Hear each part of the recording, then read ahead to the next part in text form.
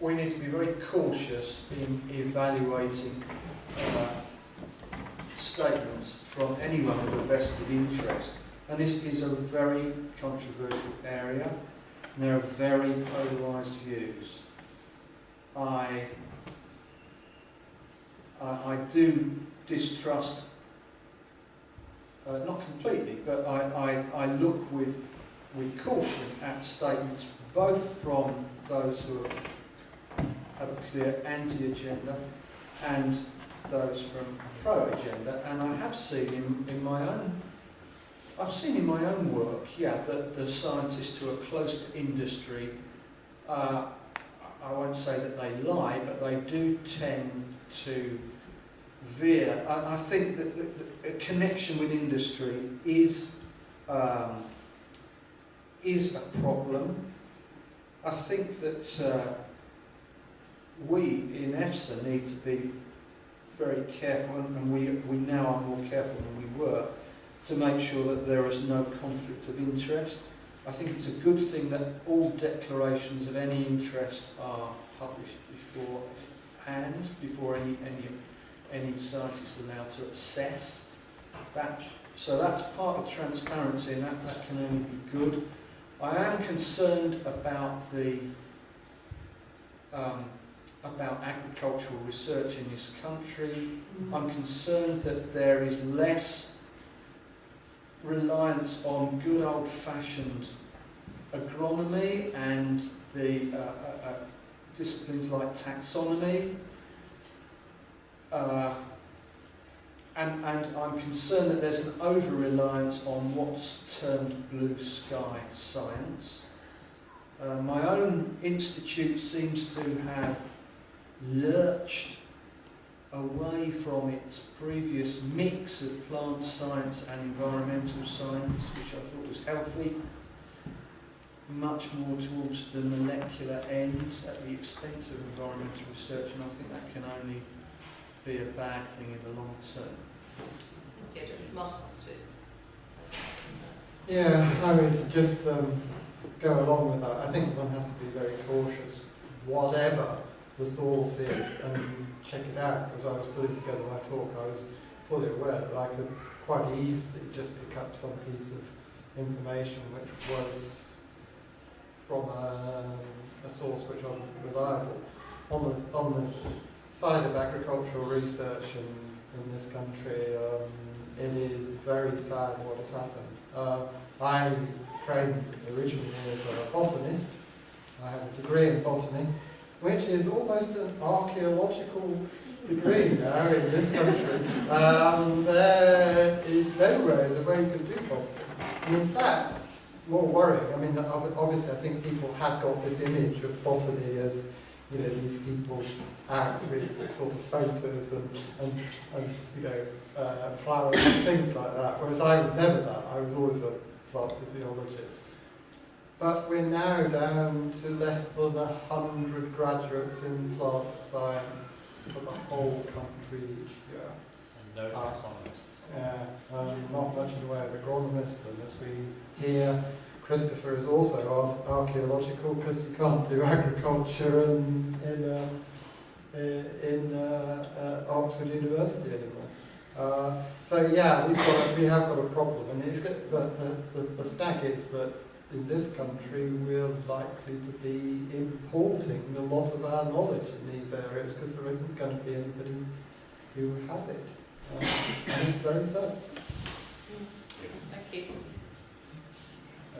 There's an agricultural theology project giveaway leaflet over there on this, and also on the question of how knowledge, once it's been invented, as it were, moves or doesn't move within the agricultural world, and what are the necessary considerations. There's another aspect to this lack of independent research, and that is that certain questions which are of absolutely critical importance don't get answered. Let me give you an example, nothing to do with GM. We're all very concerned about reducing our impacts on the climate. Now, one of the issues is the retention of carbon underneath the soil, or within the soil, underneath the surface. And very probably what you're growing, how you grow it, what species of what you grow, how long you leave it there, and all sorts of things will have a major impact on this reality. Now, I cannot conceive that any commercial company can make money by doing research on carbon retention in the soil. There's no, it's just inconceivable that it will lead to the sale of a product. But it is absolutely critical that it's done. And it's done objectively without any commercial interest attached. There are other issues in agriculture of that kind. And if government doesn't face up to its responsibility in this area, then it's a poor lookout. Thank you. So I think it's a call for more independent research in all areas, really. Any other questions?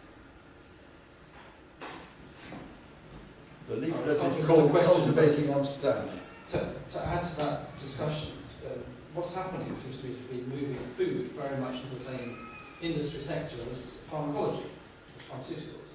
And there we have current very live debates about the suppressing of research studies that have results against the company's best interests. So the issue of research is very similar. Yes, yes, and of course you get with GM, it's the link between the two. Do you want to say? Well, I was just going to add to that and say that one of the major problems in doctoral research is that it's largely funded by those same pharmaceutical companies, and therefore you only actually do research in the areas that they actually want the research done in, which was one of the reasons why my son decided he wasn't going to do a PhD. And I think that's a real issue. If you want to know about sources of information and who to believe, a good starting point is Nick Davies' Flat Earth News. That's a great read. It's very easy to read, but it'll tell you about how unreliable most of the stuff that we read is. Thank you. Other people, other questions?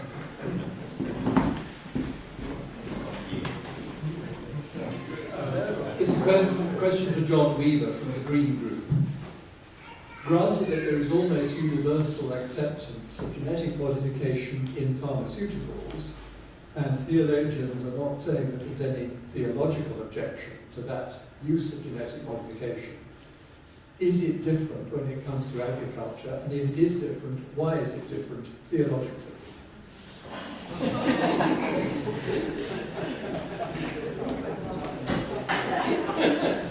You didn't ask the question I thought you were going to ask.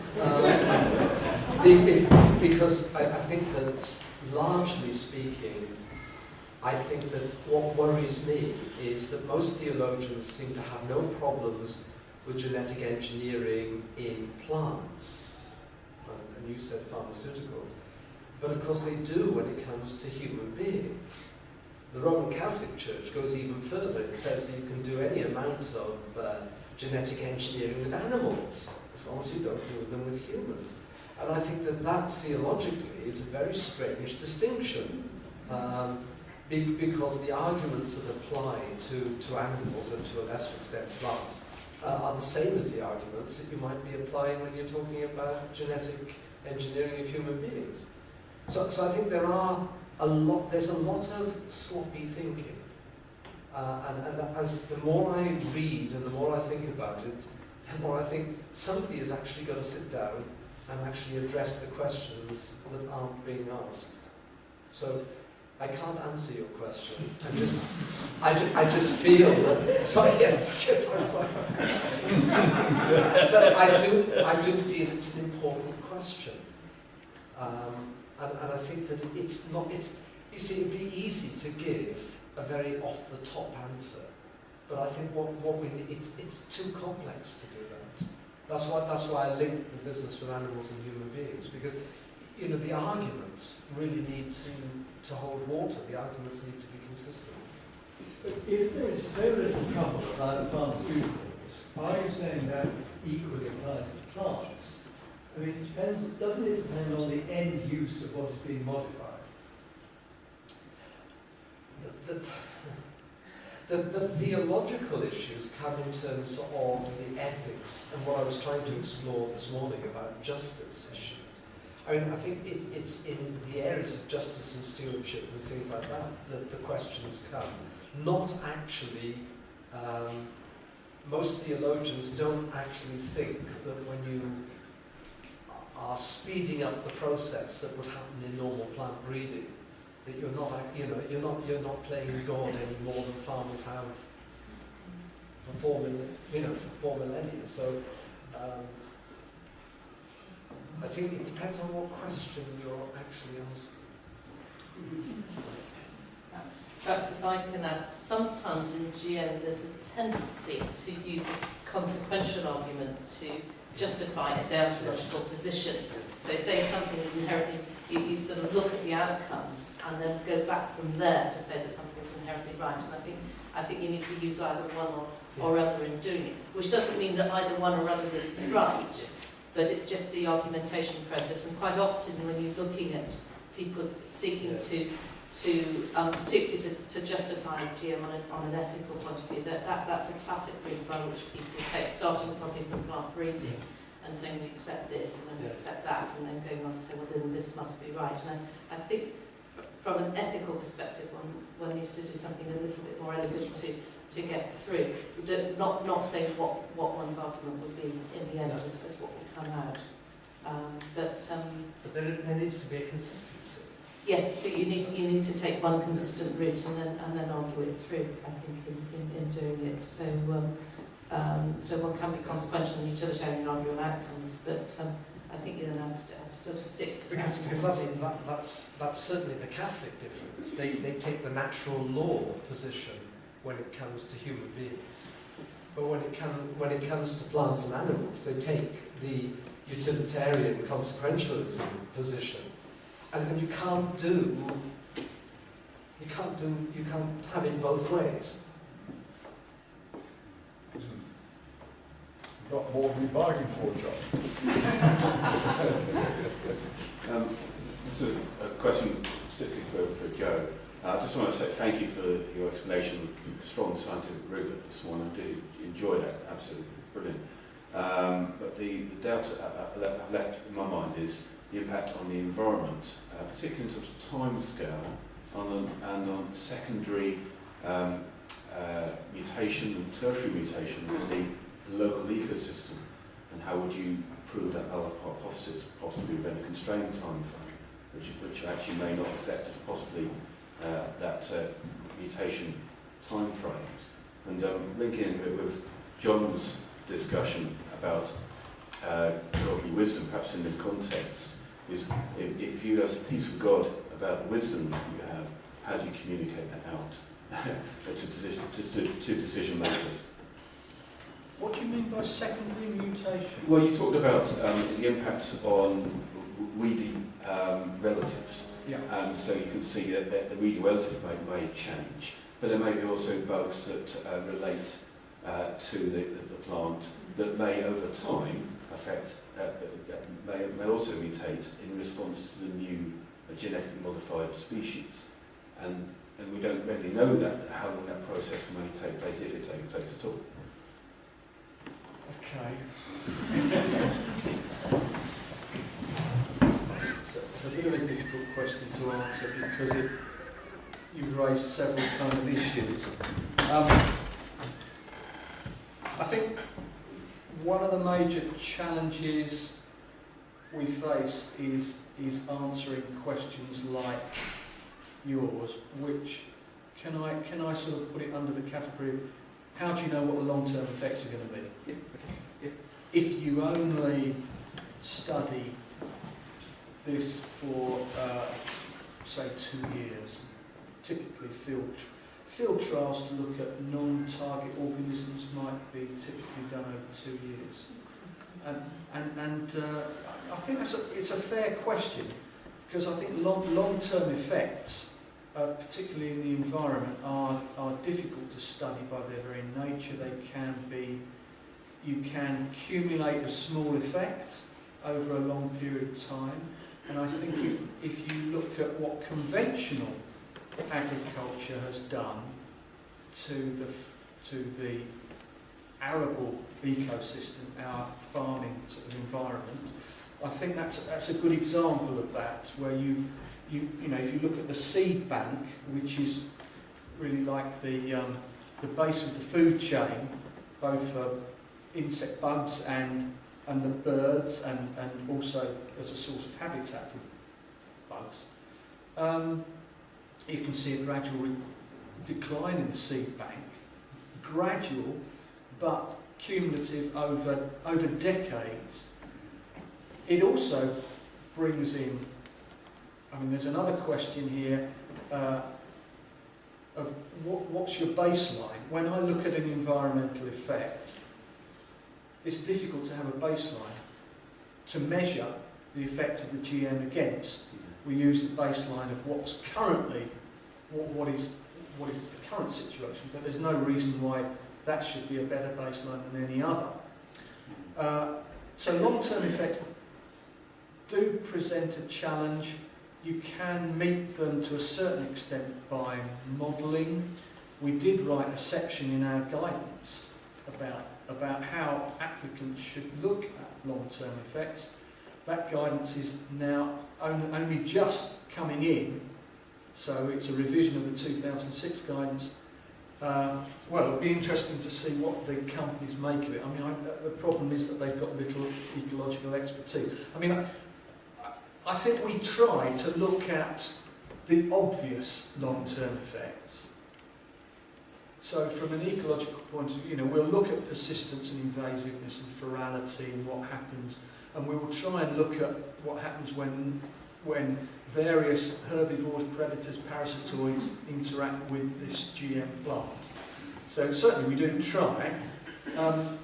And the other way in which long-term effects can be looked at is through monitoring, and there is a legal requirement for companies to monitor the crops, usually through farmer questionnaires. That kind of monitoring will pick up major effects, big effects, but it probably won't pick up small effects. And we are hoping that organisations, you take an organisation like Butterfly Conservation, who've been looking at the decline of butterflies and moths in this country for many years. I mean, there are many networks like that. There's the Dragonfly network. So we are hoping that those networks will increasingly interact and feed information in which will help this monitoring.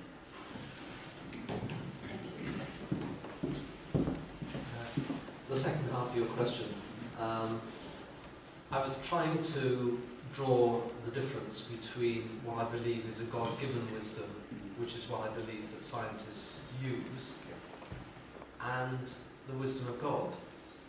Now, I can talk personally about the fact that as I walk through my life, I know, because of my faith and because of my relationship with God, I know that there are things, even if I do them, I know there are things that I shouldn't be doing. I mean, I instinctively am aware, and I think that is, that's the wisdom of God. I think that Martin was edging on this way. He was talking about instinctively, he thought there may be a problem with this. There is something about our faith that actually tells us, actually, this maybe isn't the right thing to do. And maybe all of us at some stage need a general by our side who says to Oliver Cromwell at Drogheda, my Lord, do you not feel in the bowels of Christ that you might be wrong?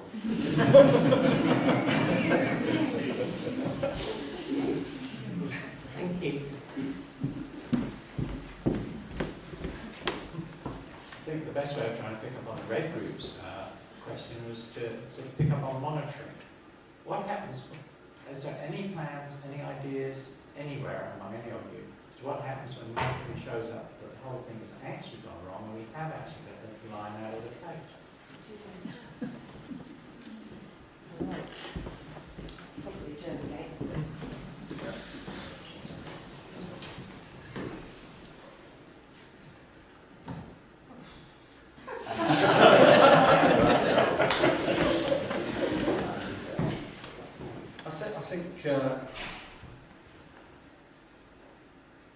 we are trying to do our best to ensure that there would be no major problems. Now, I was really struck with the sincerity with which you talked about problems that we'd come across in the past through what BSE, I can't remember which ones you mentioned, but certainly BSE, foot and mouth, or the fact that we were maybe you were trying to put across that we were trying to run maybe before we could walk.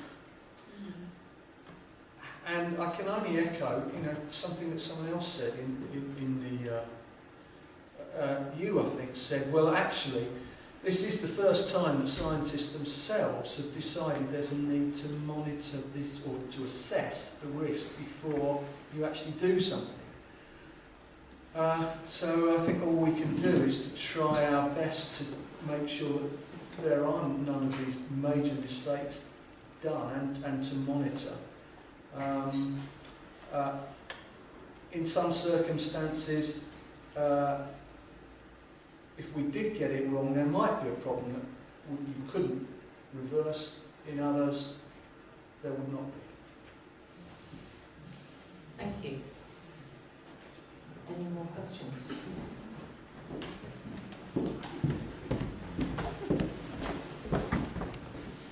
On the issue of hybridisation from GM crops into near relatives, that implies that conventional crops were hybridising with near relatives. Have we any evidence of that?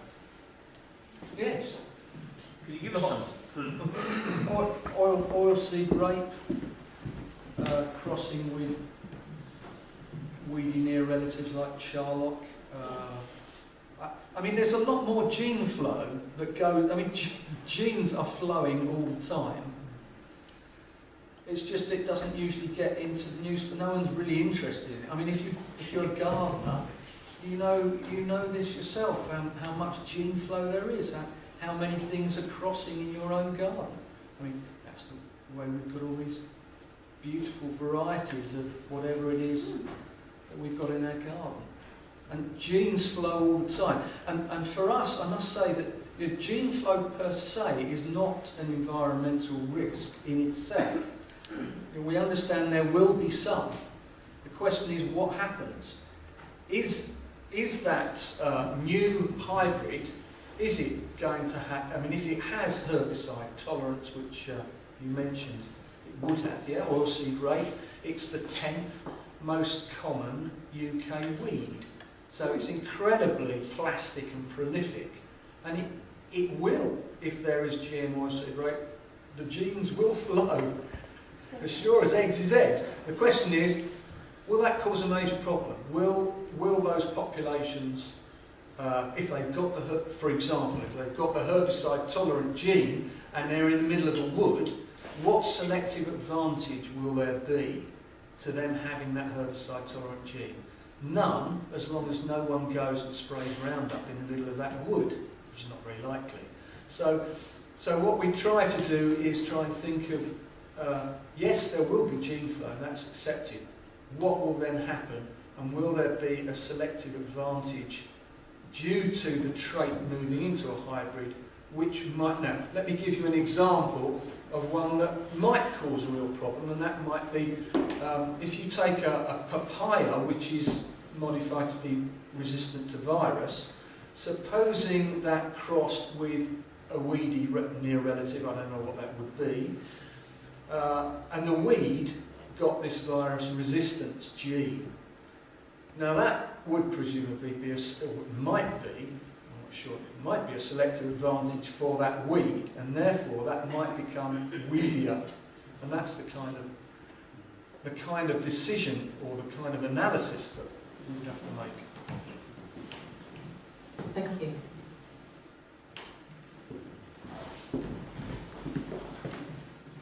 When I get back home, my 15-year-old son is going to ask me what I heard and what I did today. I just wondered if each of you could summarise in a couple of bullet points what the key things are. Thank you. That would be a very good way to round up, actually. So I'm going to start with John and work backwards. For me, I think probably the most important thing is that we should be dealing with causes, not symptoms. And I think that's the whole problem with the technological fix. And if I was to, I would just re-emphasize what I said at the end, is the distinction between God-given wisdom, which we thank God for, and the wisdom of God, which we should be seeking. Gosh.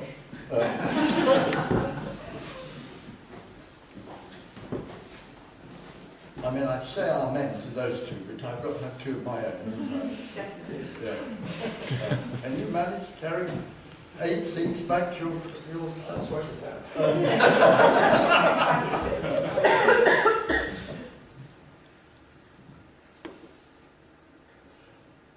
I think probably to say that this is a contentious issue, but it is rooted in others, like the role and position of scientists,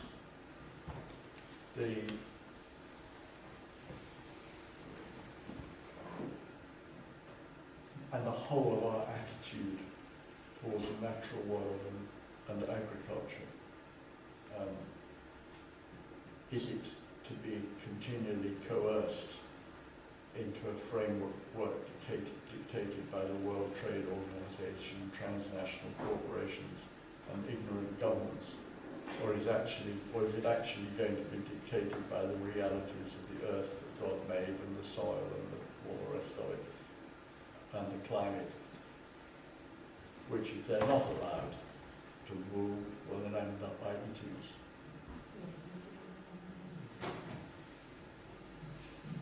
Similar. Yeah, It's well, harder and harder. The further gets down. Well, I think first of all, as the kind of overall sort of guy who got this day together, I've been very thankful to my speakers here that have done a great job for us. I think as well, I'm very pleased that we've got through today with, despite the fact that we've got disagreements, that we as Christians have been able to have a very good day to put the issues across. And I think that's one of the key things about these days, is that I think, you know, you could go to a day like today, which could be absolutely really difficult. And you could have people, you know, almost coming to blows over these issues, whereas I think we have had a very civilised and very good debate. I think as a speaker, I guess I came to this thinking, right, I am going to be as fair as I can on the whole globalisation issue.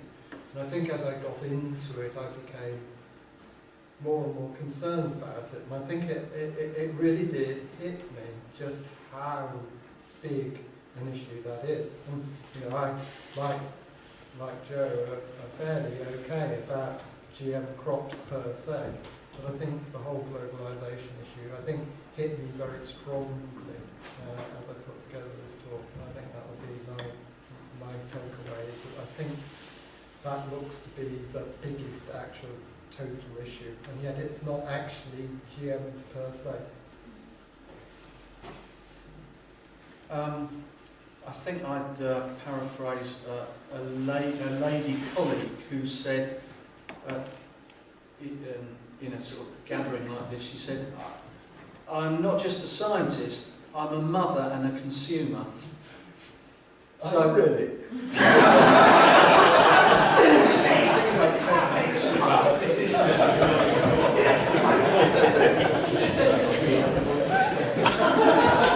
GM could do it.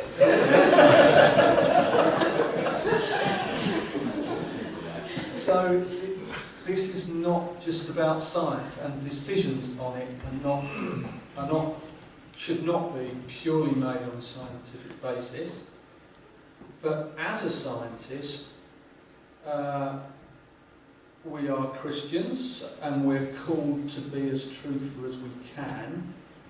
And it's a difficult area to work in because of the controversies. But, well, I hope I've at least persuaded you that the safety issues are trying to be looked at in a honest way, which favours neither one side nor the other as objective as possible. Thank you. Thank you. Thank you very much to all of our four speakers for engaging with this debate and agreeing to disagree amicably. And I think we've had an extremely informative day, so thank you very much to all four of you. And I'd also like to